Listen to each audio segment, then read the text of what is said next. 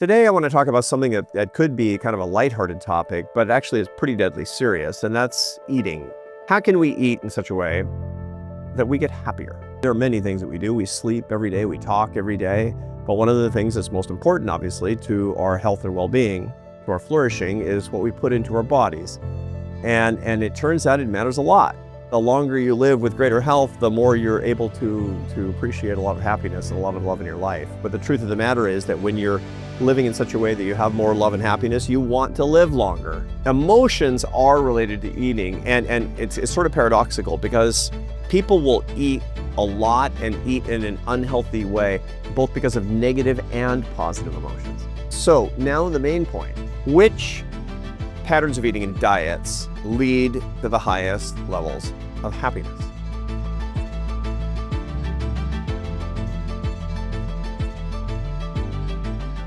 Hey friends, welcome to Office Hours. I'm Arthur Brooks. This is a show about love and happiness, about enjoyment, satisfaction, and meaning, how you can have more of all these things in your life, and just as importantly, perhaps more importantly, how you can bring these things to other people.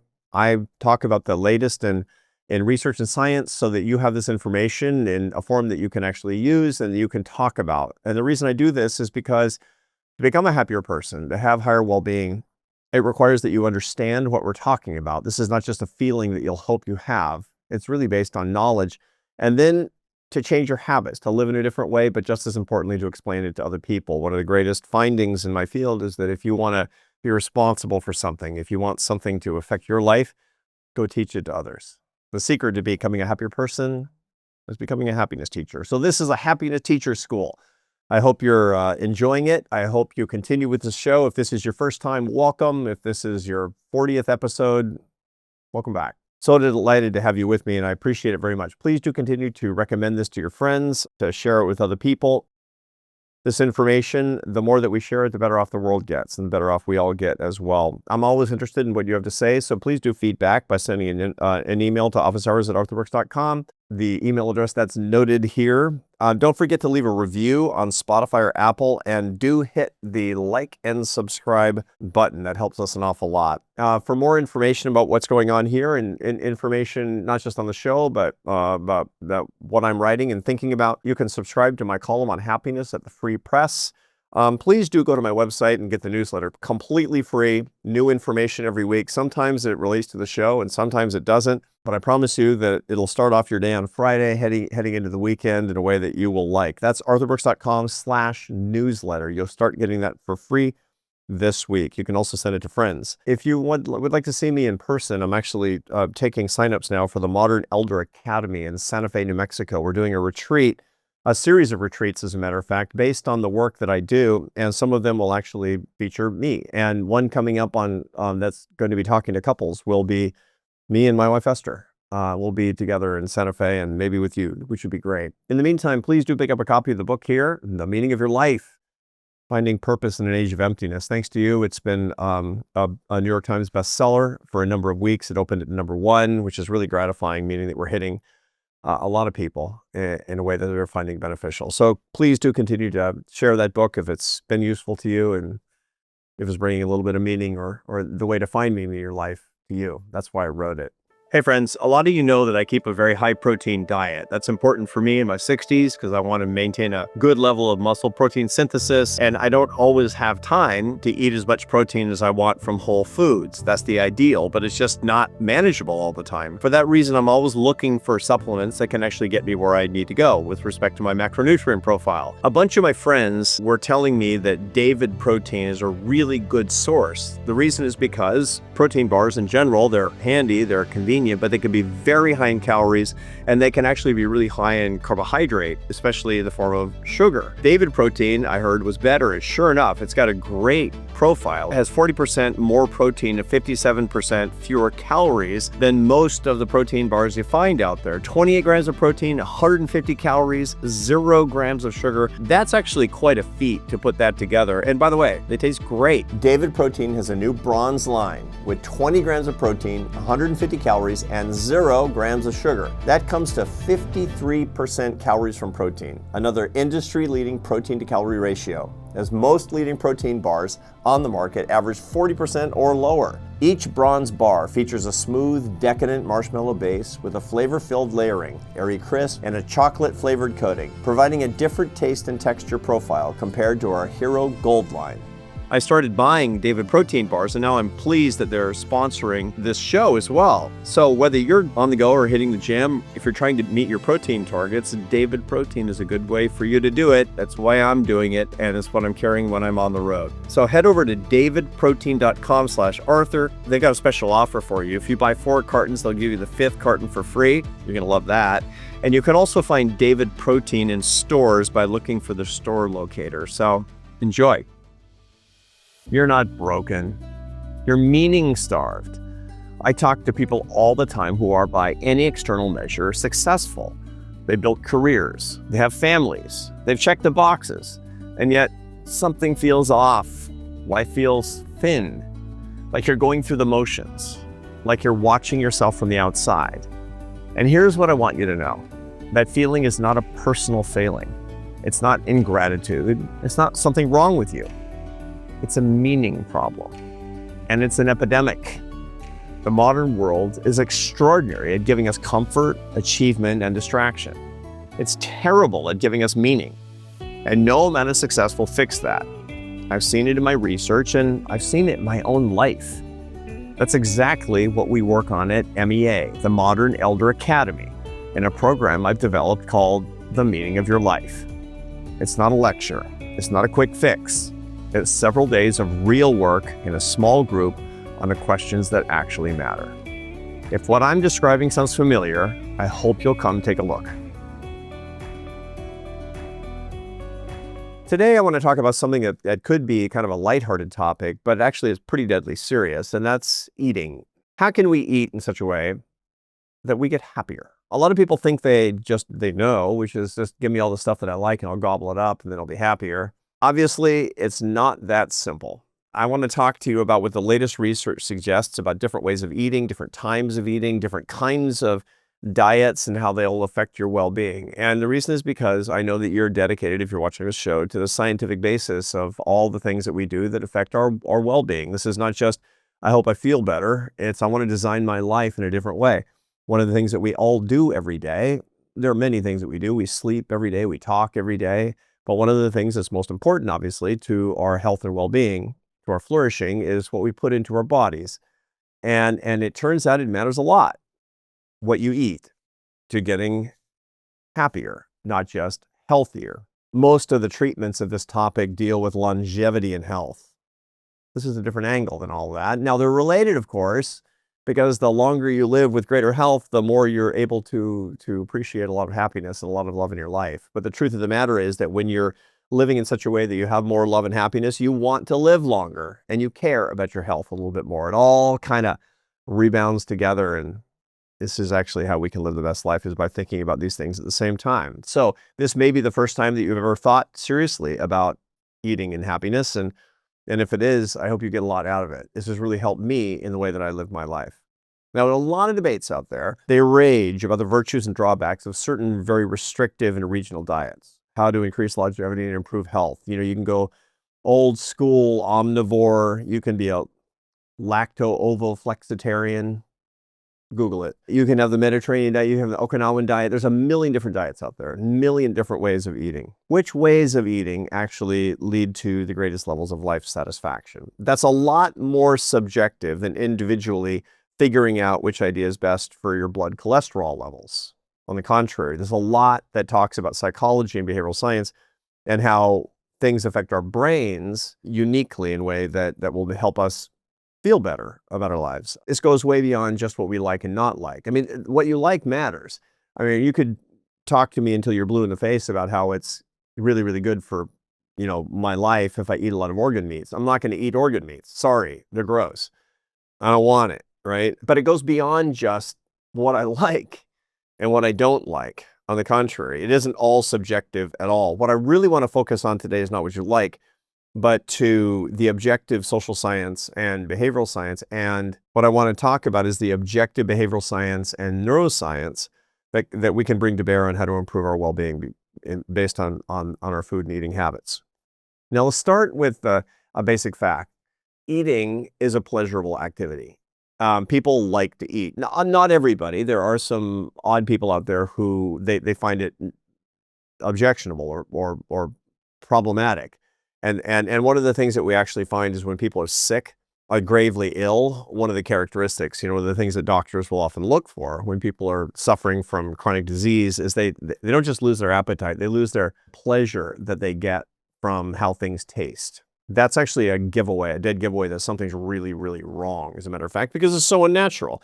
The truth is that our brains are evolved to find feeding ourselves to be really rewarding. A whole bunch of different parts of our brain. It's interesting. I'll put in a reference article on this. There's one that's interesting I found from 2015 that I liked when I read, called "The Pleasure of Food: Underlying Brain Mechanisms of Eating and Other Pleasures." It's from a journal called Flavor.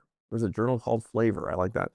So the big parts of the brain, there's 5 parts of the brain that are fundamentally involved in the pleasure that comes from eating. The cingulate cortex, which connects rewards with action. The ventral tegmental area, which is really one of the big pleasure centers of the brain. You tap the ventral tegmental area and go, right? And this is one of the things that when people eat tasty food that they actually get. The hypothalamus, which is where episodic memories are largely stored. This links reward to bodily drives like hunger, so you remember. The nucleus accumbens, which converts dopamine into motivation and anticipation. And last but not least, the ventral pallidum, which is responsible for just liking. It's the things that I like. That information is largely governed by the ventral pallidum. And all these parts of the brain are implicated in eating and the pleasure that we actually get from eating, especially eating the stuff that we like the most. But that actually is not linked to happiness per se. And the reason is because if you've followed my work for a while, you know that happiness doesn't come from pleasure, it comes from enjoyment. And if you don't believe me, think about all the people in your lives who say, my goal is pleasure. It's like, if it feels good, do it, said every hippie who ruined her or his life. Pleasure is not the road to happiness. Pleasure per se is the road to detox, man. But that doesn't mean that pleasure is bad. It just means that it's incomplete. So I'm going to talk about how to complete it to create happiness in the way that you eat. What we want to get happier is not pleasure per se, but enjoyment. Pleasure is related to enjoyment by adding 2 things to pleasure. Now, pleasure can come from almost anything that we really, really like. If it comes from, wine or gambling or what we eat or, how we spend our time, something that gives you a lot of pleasure will become a source of happiness if you add people and memory, thus moving the experience from the limbic system of your brain into the prefrontal cortex, where you can manage your pleasures and they don't manage you, and where it becomes permanent in your memory. So to think about it this way, there's no beer commercials of a guy pounding a 12-pack in his apartment alone. And the reason is because that's saying that our product gives you pleasure, but that's also sort of sad and pathetic and lonely looking. What they have is the same guy opening a beer and, clinking the bottles with his brother or his friends. Because what they're saying is our beer plus your friends making memories together equals enjoyment, and that's part of happiness. That's how beer relates to happiness, is through that circuitous route. The same thing is true with anything else. If you're doing something that gives you a lot of pleasure and it could be addictive, which most things can, and food can be, if you're doing it alone, generally speaking, and mindlessly, you're probably doing it wrong for actually enhancing your happiness. And this is going to lead us to some of the conclusions that we come to later in this episode. But what we want is enjoyment from eating, not just pleasure from eating.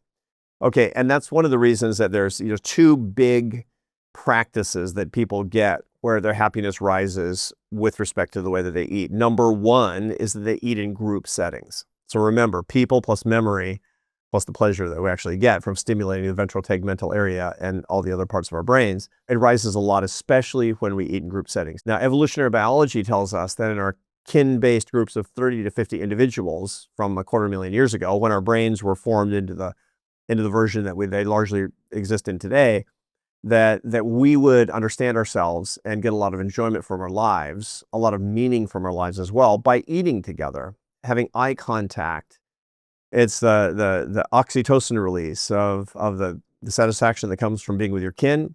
A lot of it is when we're sitting around a campfire putting yak meat into our mouths or something. We love to eat together. This is a highly communal activity in every culture, is what we find. And sure enough, happiness rises when people eat together in group settings. This is the first big practice of taking the pleasure from food and turning it into the enjoyment of eating. The second big practice that people have who get a lot of enjoyment from their food, and so therefore they get happiness from eating, is that they savor it. These are people who their enjoyment is really enhanced of memories of past meals. And so once again, so the first one was people and the second one is memory, just like as I talked about a second ago.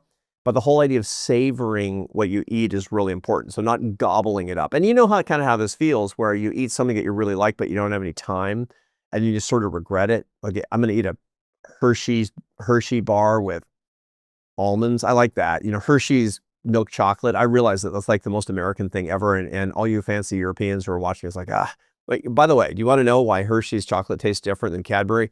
It's because Hershey's chocolate is made with slightly sour milk. It gives it a more complex flavor, which is why some people really like that. Now, you may be figuring out right now that I have a huge sweet tooth. If I can only have one kind of food on a desert island, it's going to be sweets for sure. But the whole point is that if I eat that chocolate bar, which I do not that frequently because it's not very good for me, but I do, and I really, really like it. I enjoy it as opposed to getting pleasure from it when I savor it, which means I'm making memory. Ideally, I should share it with my wife at the same time, so you can have people and memory as well. And so, what a lot of foodies will do, and I'm not a foodie at all. I mean, I'm an ignoramus when it actually comes to recipes and cooking. I cook a lot, but I make the same stuff over and over and over again. High protein, content, moderate calories. I'm pretty austere in its way, but I have a lot of friends who are seriously into food, and they keep a food journal. That's what foodies do. And the reason is because they want to remember these experiences that they had. They were social experiences. They were full human experiences around eating, which made it a source of happiness to them. So the point of all this is, if you want to get more happiness from your eating, as opposed to just pleasure from your food, turn the pleasure into enjoyment by, number one, eating together and savoring your food. That's what it comes down to.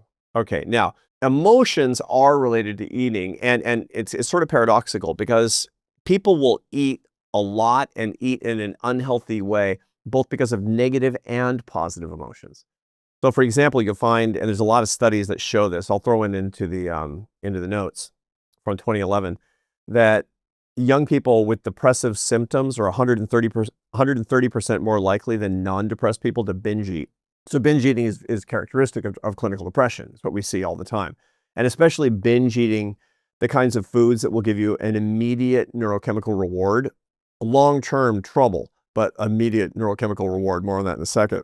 But this another study in the journal Appetite, which once again, there's so many journals out there, Appetite, which actually shows that the people who are emotional eaters, they tend to binge eat on unhealthy foods when they're especially happy too. So it's like, these are people who really like going to birthday parties mostly because of the cake, right? It's like, I think I'll have seconds. I think I'll have thirds. I love celebrating because then you're going to eat all this stuff is what people say under those circumstances. So if you're depressed, you're more likely to binge eat bad food. Food is bad for you. And if you're an emotional eater, so your emotions are highly tied to the way that you eat, and you probably you struggle with, health and weight. When you're especially happy, you'll eat as well, is what this comes down to. So that's one of the reasons that managing our emotions is one of the ways that we can manage our diets. So now the main question that I get a lot on this topic: which patterns of eating and diets lead to the highest levels of happiness? So the first point that I want to make is that there are a number of studies that show that eating moderately often leads to the greatest amount of happiness. So this was a study from 2016 that showed that compared people who eat once a day, people who eat twice a day, with people who eat moderately often, but not continuously, and specifically who eat 3 real no-filling meals and 2 snacks. These are the people who are happiest. Now, still controlling calories, but is spread out among those things. And by the way, this is the Mediterranean diet is really what we're talking about. And this was pretty revolutionary for me personally. I moved to Barcelona when I was 25 years old. I integrated immediately into my future wife's family. I was working completely immersed in an orchestra in Spain with Spaniards. I mean, I went from American my whole life to overnight living like a Spaniard because there was no other way for me to live. There's no way for me to get peanut butter and jelly. There was no way for me to eat a sandwich at lunch. What I wound up doing was eating in this way that this 2016 study suggested leads to the most happiness. The way that the Spaniards eat, the Catalans in Barcelona at least, is there's kind of generally 2 breakfasts. You eat something as soon as you wake up. You eat something in mid-morning. That's sort of breakfast food as well. You know, some toast, etc., coffee. You have coffee a couple of times in the morning. You have your main meal at about 2:30 in the afternoon, which is the heavy meal of the day. That's a big meal. And then you have a merienda, which is the afternoon snack. And then you have a supper, usually around 9 o'clock at night is the way that that works. And so you have this meal structure. And again, for me, it was really hard because I'm an early riser. I'm kind of a morning lark. I'm really a morning lark now, a 4:30 a.m. guy. At the time, I was probably a 7 a.m. guy, which was a morning lark compared to the Spaniards. So the result of it is that eating at 9 or 10 at night was kind of tricky, is the way that that worked out. But it was great, and I was happy. And maybe I was happy because I was newly in love and I was in a really interesting place and I had a really fun job. But also, you know, I ate a lot of good food that I'd never experienced, and I liked it. And the research suggests that that eating cadence, not necessarily those hours, but that level of frequency is associated with greater happiness. Now, that is not to say, because that's pretty frequent. I mean, breakfast, midday meal, afternoon snack, and supper. That's not to say that you should snack all day long. And this is one of the characteristics of the modern American diet that we typically see. It's just this all-day grazing. I've seen some research that suggests that the average American gets 350 calories a day just from snacking. And I've seen some new work that shows that a lot of young adults, they never actually eat meals. They only eat snacks all day long. And so they're never actually hungry for meals. That's really bad for your health, and that's actually not good at all for your happiness. There's, once again, the 2016 study shows that all-day grazing is actually bad for your happiness. So you don't get happier because you don't actually have that much enjoyment. What you have is kind of mindless pursuit of moment-to-moment pleasure in your eating. And so you leave out this opportunity to enjoy something and thus turn it into happiness. The happiest diets, they tend to be quite varied. Ruud Veenhoven, who's one of the great happiness researchers, Dutch happiness researchers, he has published pretty much studies on every aspect of happiness, but one that he did was a meta-analysis in 2021 of menus that offer the highest life satisfaction. So a varied diet, a diet moderate in fats and oils, a diet low in salt and sugar, and you know, for example, just varied in all sorts of different ways to find out what leads to the highest level of happiness. And what he found was that varying your diet a lot, eating a lot of different things without going berserk on anything or being overly restricted, this tends to lead to the greatest happiness. And again, I mean, it's like, I know a lot of you are saying, yeah, but because of my health, I can't eat dairy, or I'm allergic to something, or for ethical reasons, I'm a vegetarian, or whatever it happens to be. Good. I mean, that's fine. I'm just talking about what he found is that when you don't have health restrictions on your eating, a more varied diet tends to lead to greater well-being. And it's pretty significant what he finds in his work. More recent research than that, actually, which came out in 2023, found that proteins and fats tend to be associated with lower anxiety and depression. And so, you know, people who have ample proteins and fats in their diet, not too much, but within normal boundaries, they tend to have lower anxiety and depression. Whereas really high carbohydrate consumption is associated with stress and mood problems. And you can kind of imagine why that would be the case. When you're spiking your carbohydrate, your blood glucose levels, you're going to see that reflected in your pulse and your blood pressure and your adrenal system. So there's no big shock on that.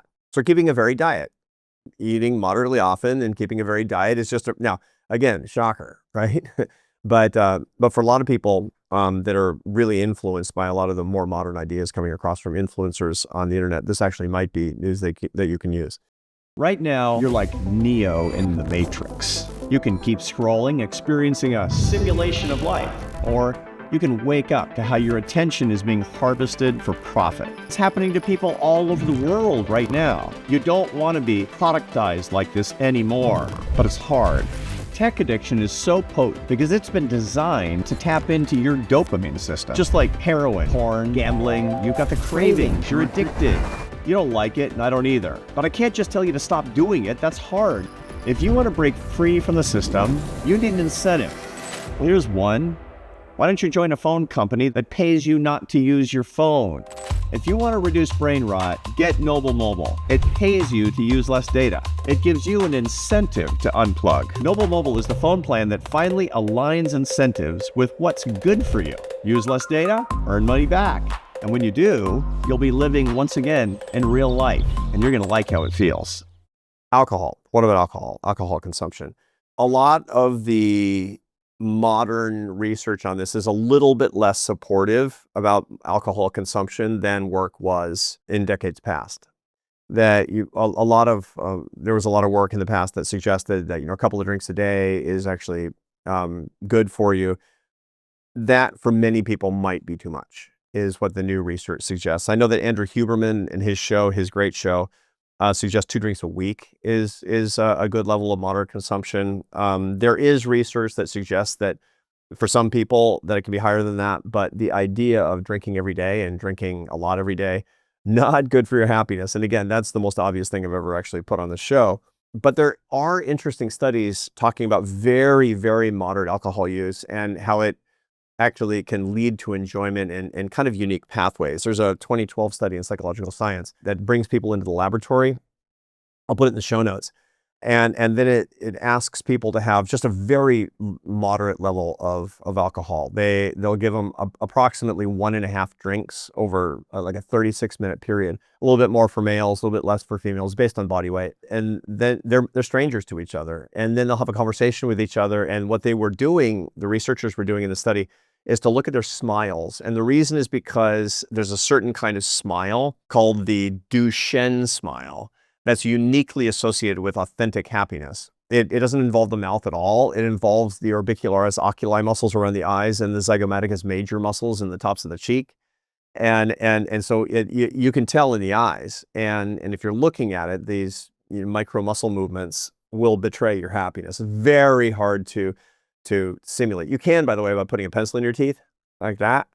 And when you do that, that'll make you simulate a Duchenne smile. And believe it or not, it'll run the causality in the wrong way. And you'll actually feel a little bit happier when you do that because you fool your brain. That's a trick you can use.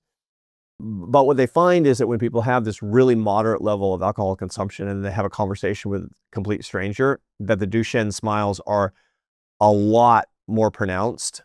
They are feeling more happiness through enjoyment than people who are actually getting just they're getting just lemonade or something in the experiment. Which, by the way, when you're going into an alcohol experiment, they sit you down and you're the one who gets lemonade. Maybe that's why you're mad. Maybe that's the confound. But you get my point. So you have to decide. But the bottom line is there's no research that says that anything above low to moderate alcohol use is good for your happiness. I'm very supportive of the idea of people who can drink moderately. Good for you. That's great. I don't drink alcohol because I have a lot of trouble with it in my family. But for people who can, that's great. And that can be a good blessing for you in your life. But moderately, only moderately. Junk food and desserts. Why do people eat junk food and desserts? And the answer is because they like it. It feels good because it gives them pleasure. And that pleasure is a little stimulus of a feeling that they like. But you already know that it rarely can translate itself into enjoyment. And so therefore, at the end of the day, it's not a source of happiness, is eating unhealthy stuff. As a matter of fact, in excess, food that's high in sugar and processed ingredients, it tends to lead to mood disturbances.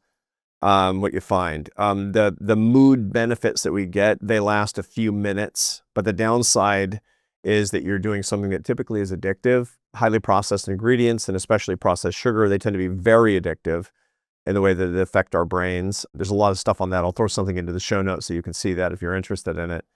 But it also leads to psychological distress, especially in the case of children and adolescents. Furthermore, since it's addictive, junk food can lead to real withdrawal symptoms and actual clinical anxiety as people are withdrawing from it. I'm not going to talk about it as if it were heroin because it's not.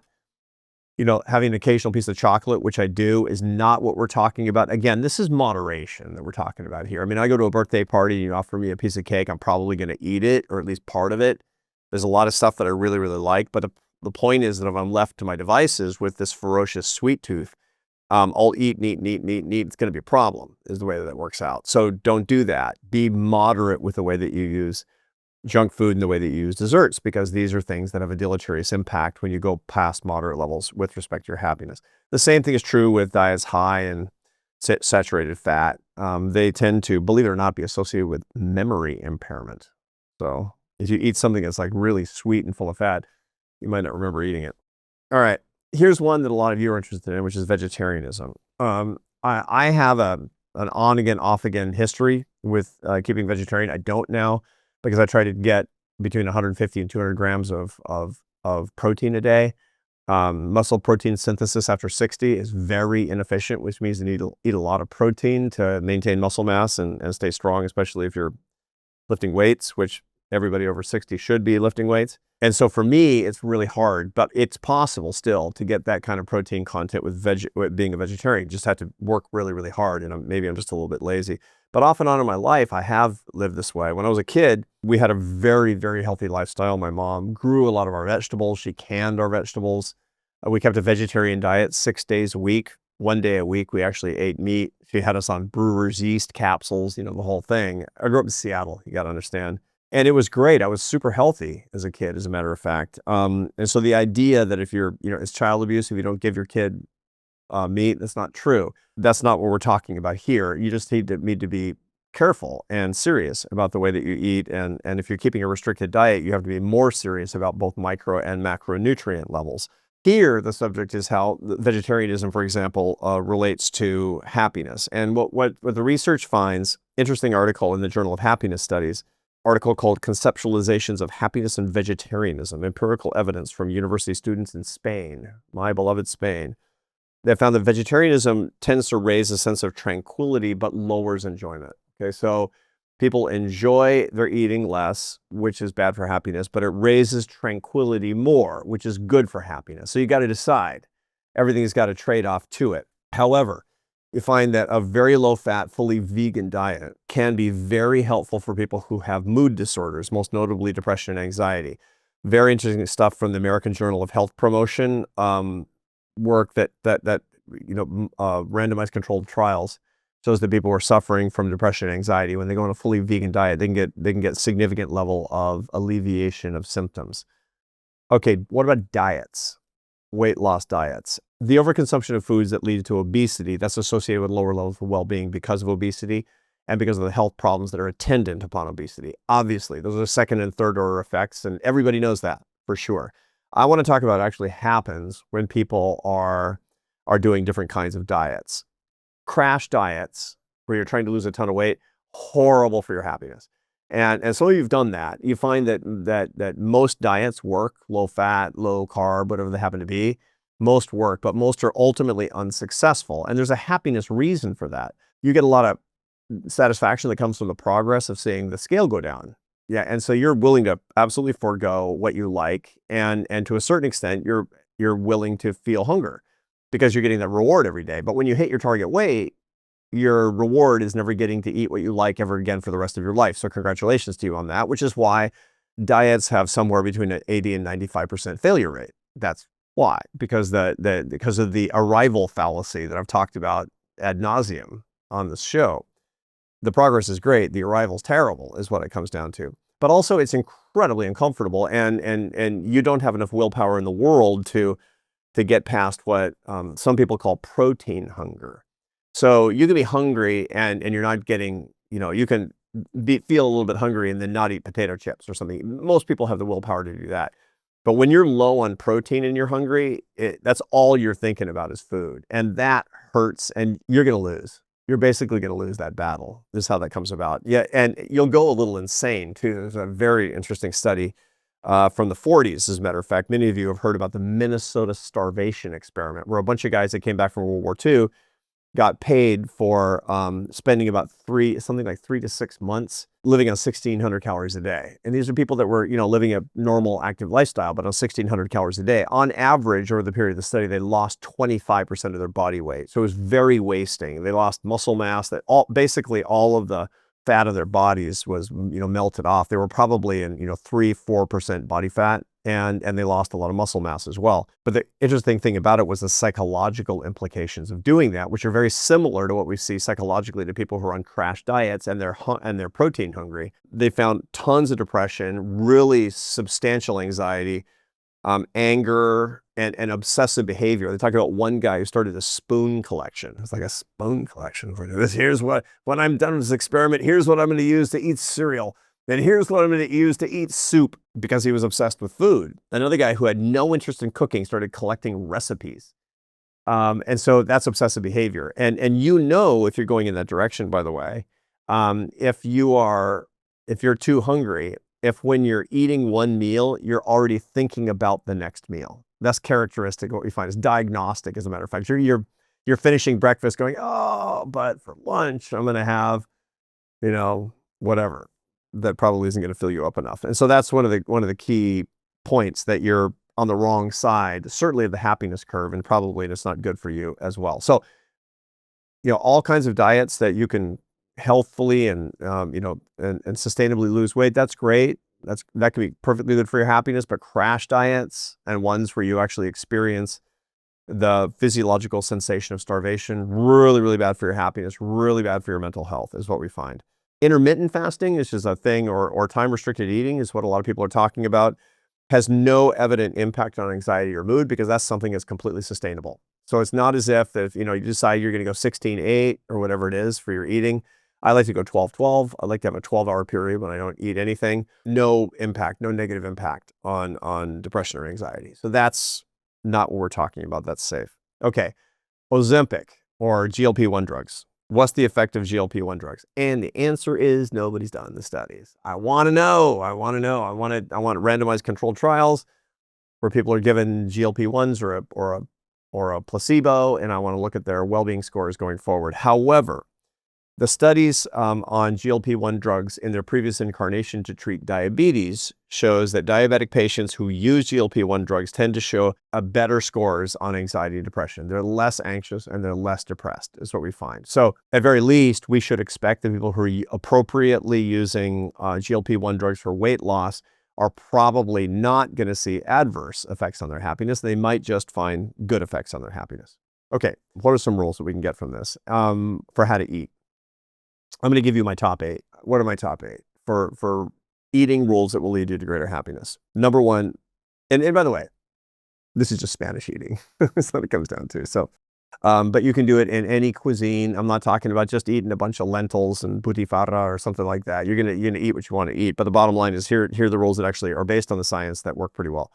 Number 1, as much as you can, based on your sensitivities, your ethics, and your health, balanced across a lot of food, balanced across a variety of food, right?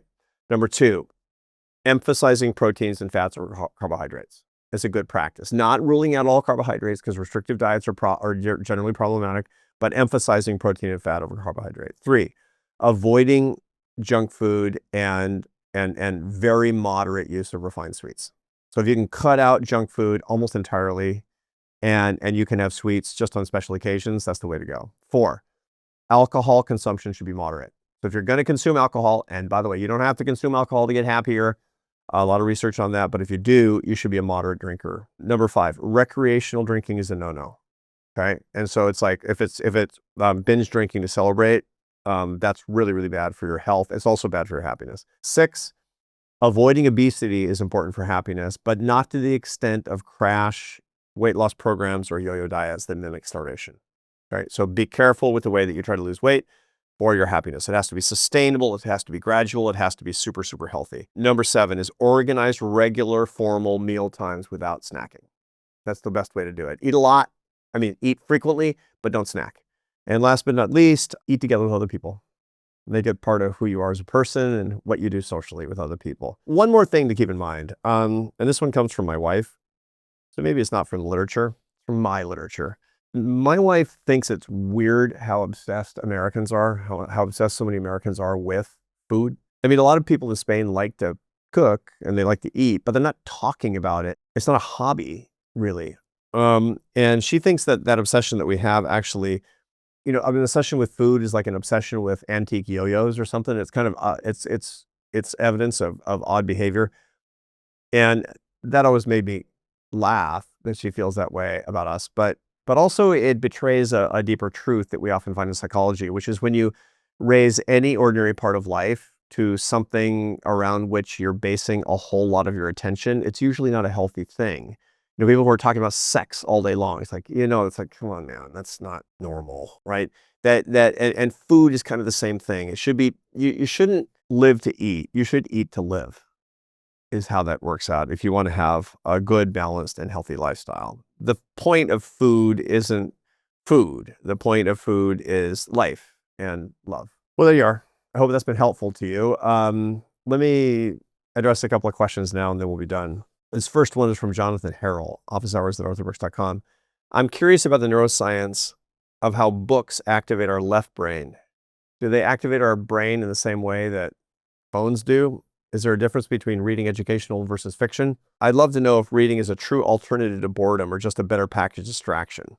Books don't hijack your brain, as a matter of fact. They actually require you to use your brain much more fully than what electronics do, than what tech does. One of the things about television before we had small screens is that it captivated so much of our brains that it allowed us to imagine things less. When you're reading a book, for example, you will be using your visual cortex in a way that's imaginative. You're seeing it. It's one of the reasons that you might find that you're disappointed when you see the movie version of a book you loved, because it's like, no, it was better in my head. The movie was better in my head than it was in Hollywood, right? And furthermore, that you're unlikely to want to read a book after you've seen a movie because it's captured your brain. Well, the small screen and tech is designed to just grab your brain and hold on to it, just put hooks into it in a way that television can't even approach, which means that once again, you're using less and less and less and less of your imagination. Books are the best way to do that. They're taking you on a journey while allowing you to have your own flight of fancy at the same time, which is why it's just a lot healthier. There's way less dopamine involved. There's a lot more of your default mode network at work. Can you read too much? And this is interesting, actually. There's a famous quote that's often attributed to Einstein. I don't know who said it because it's like one of these things. Who knows? Should be Einstein, put it that way. That many people read too much. And I actually find this in my field, that there are scholars who actually become unproductive because they overconsume what they read and they don't use reading for investment in their own output. It's like when a scholar, somebody in my profession says, I read 3 books a week. I'm kind of suspicious that maybe they're not very productive in writing any books or doing any research, because the reading becomes consumption versus investment. You have to decide what you want to do, but depending on what you do, you absolutely can read too much. You need more thinking. You need more idle time. You need less distraction at certain points of your life. I hope that helps, Jonathan. Lauren Prescott, once again, writing into the website. Is there a difference between the concept of leisure, which I did a whole episode on, and the concept of Sabbath in the scripture? That's a good question. And it really depends on how you use it. Sabbath has obvious religious implications where we are dedicating our rest to worship. We're dedicating our rest to exaltation of the divine. That's what Sabbath literally means in many religions, and obviously in Judaism and Christianity and Islam, the Abrahamic religions, but others as well. They have prescribed days and times when you're not supposed to do your work for money. You're not supposed to earn your daily bread. You're supposed to eat your daily bread. You're supposed to be doing something else. So how do you use it? And the answer is, well, according to Josef Pieper, the German philosopher, real leisure that's really good is kind of Sabbath-like leisure, where you're doing one of 3 things. You're deepening your faith, you're deepening your relationships, and you're learning things that are completely unrelated to your work. So, which is really important, right? To be able to do that, because these are deeply, deeply spiritually and emotionally, psychologically sustaining activities. So it's not just chilling on a beach, but it's also not like sneaking in a couple of hours of work to get ahead on Monday. It requires that you be, reading scripture and praying. One of the things that my wife and I like to do on Sunday afternoons is we go over because we go to Mass on Sunday morning, is that we look at the gospel reading for that day, and we study it.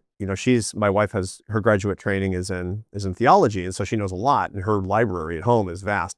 And so we'll go through what the early church fathers said, what Thomas Aquinas said, what St. Augustine said, and it's great because we actually learn that way, which also deepens our relationship with each other, because reading to each other, as you know, is a sacred form of communication, and really, really important. I've actually done an episode on that. And then it's learning, which is really unrelated to my work. Nobody's going to pay me to understand what I learned about the gospel from the day before, because that's just not what I do for a living.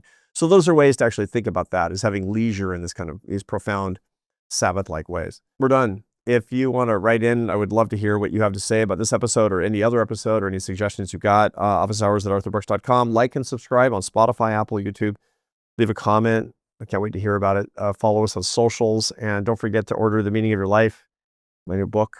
Get it for somebody that you love, and I'll see you next week.